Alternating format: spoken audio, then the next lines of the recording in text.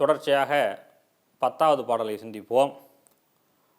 புவனியில் போய் பிறவாமையில் நாள் நாம் போக்குகின்றோம், அவமே இந்த பூமி சிவன் உய்ய கொள்கின்றவா என்று நோக்கி திருப்பெருந்துறை உறைவாய் திருமாலாம். அவன் விருப்பெய்தவும் மலரவன் ஆசைப்படவும் நின்னலர்ந்த மெய் கருணையும் நீயும் அவனையிற் புகுந்தெம்மை ஆட்கொள்ள வல்லாய். ஆறாமுதே பள்ளி எழுந்தருளாயே. அதாவது திருப்பெருந்துறையில் இருக்கக்கூடிய சிவபெருமானே, பூமியில் பிறந்த அடியார்கள் எல்லாம் ஆட்கொள்ளப்படுகிறார்கள். அதாவது பூமியில் நம்ம சிவபெருமான்கிட்ட இங்கே மனுஷனாக பிறந்துட்டு சுவாமி நம்மளை ஆட்கொள்கிறார்.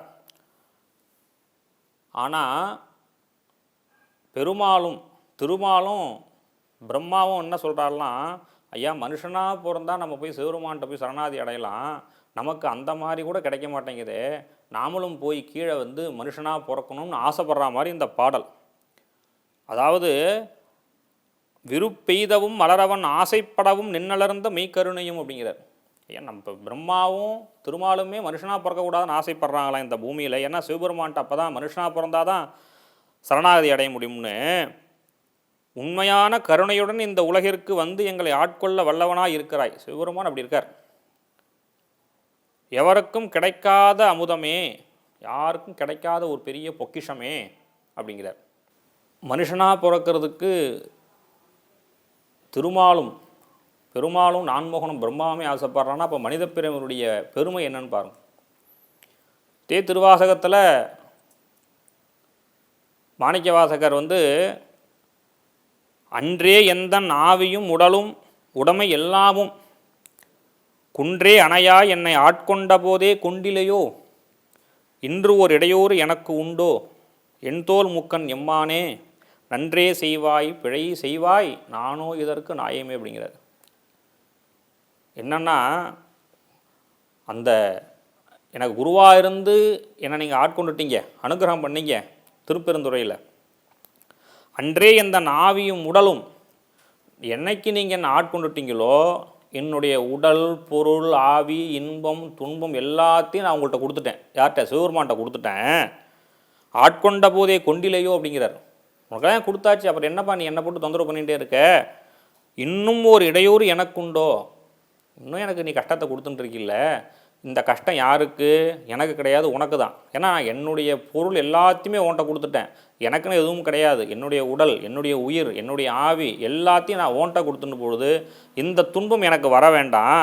நன்றே செய்வாய் பிழை செய்வாய். இந்த வார்த்தையை நுட்பமாக கவனிக்கணும். கடவுள் சிவபெருமான் நன்றே செய்வாய், சரி நல்லது செய்யுது சுவாமி. பிழை செய்வாய்னு போடுறாளே, பிழை செய்வான்னா சுவாமி தப்பு பண்ணுவாங்களா? சுவாமி பிழை செய்வாரன்னா நன்றே செய்வாய் அது எப்படி கேட்கணும்னா கேள்வியாக கேட்கணும்.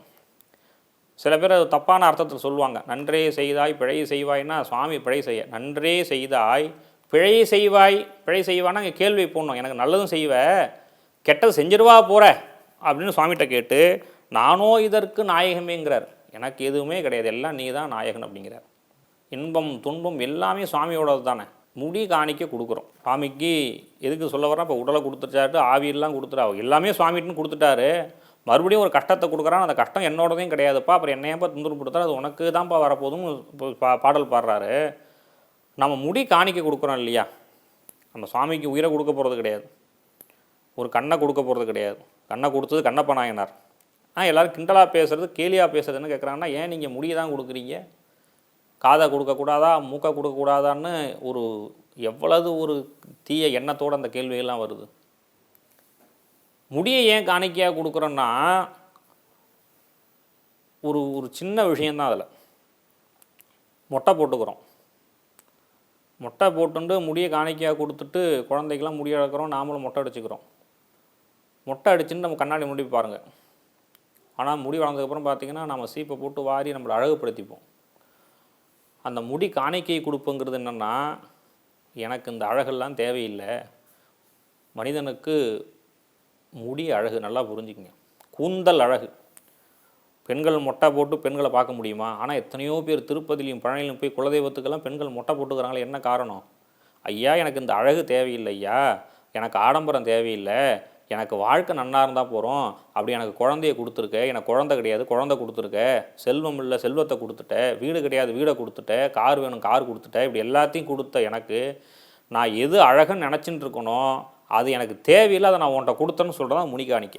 அதை குழந்தையிலிருந்து கூட்டுண்டு வரணுங்கிறதுக்காக தான் குழந்தைக்கு முதல் முடிக்காணிக்கையாக நாம் செலுத்துறது. இது இந்த அற்ப பதர்கள்லாம் புரிஞ்சிக்காமல் காதை கொடுக்கக்கூடாதா மூக்கை கொடுக்கக்கூடாதுன்னா, நீங்கள் ஒரு பெண்கள்கிட்ட போய் மொட்டை அடிச்சு பண்ணி டக்குன்னு ஒத்துக்க, நம்மளே முதல்ல ஒத்துக்க மாட்டோம். ஏன்? நமக்கு அழகு குறைஞ்சிரும்.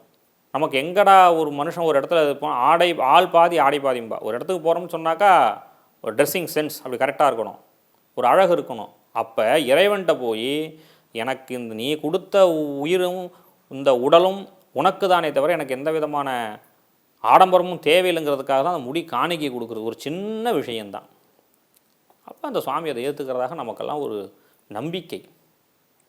இப்போ மாணிக்கவாசக சுவாமியை ஏற்றுக்கிட்டப்பா, என்னை ஏற்றுன்ட்டு ஏன் இப்படி துன்பப்படுத்துகிற, என்ன துன்பப்படுத்தினாலும் எல்லாம் அது உன்னோட தான் அப்படிங்கிற மாதிரி இந்த பாடல். இந்த திருப்பள்ளி எழுச்சி, திருவம்பாவை, திருவாசகம், இந்த திருவாசகத்தில் இந்த 2 பகுதி இருக்குது.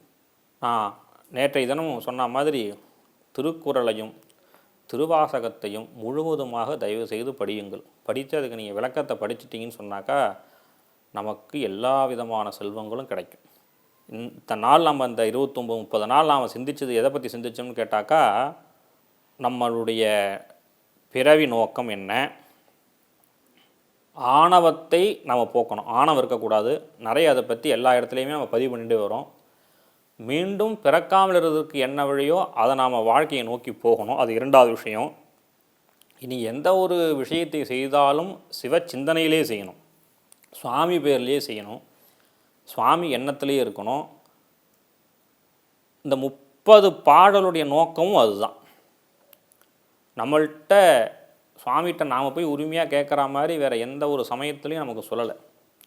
சுவாமி எழுப்புறதாகட்டும், திருக்கல்யாணம் பண்ணி பார்க்குறதாகட்டும், உரிமையாக திட்டுறதாகட்டும், சுவாமி நம்ம தான் உரிமையாக திட்ட முடியும். நமக்கு என்ன செய்யலைன்னா சுவாமி என்ன செய்யும், கோவத்தில் உனக்கு கண்ணு இல்லையா அடி கருமாறின்னு இல்லை அப்படி பண்ணுறீங்கன்னு ஒரு சுவாமி நம்ம திட்டம் இல்லையா, அந்த உரிமையை கொடுத்ததும் சுவாமி தான்.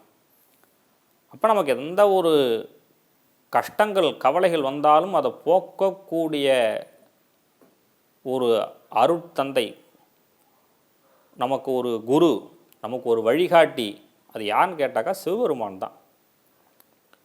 அதனால் சிவபெருமானை இருக பற்றி இம்மையிலும் மறுமையிலும் எல்லாவித செல்வங்களும் நமக்கு கிடைக்கணும்னு மூவர்களாலும் பிரம்மா விஷ்ணு ருத்ரர்களாலும் அறியப்படாத சிவபெருமானை நால்வர்கள் மூலமாக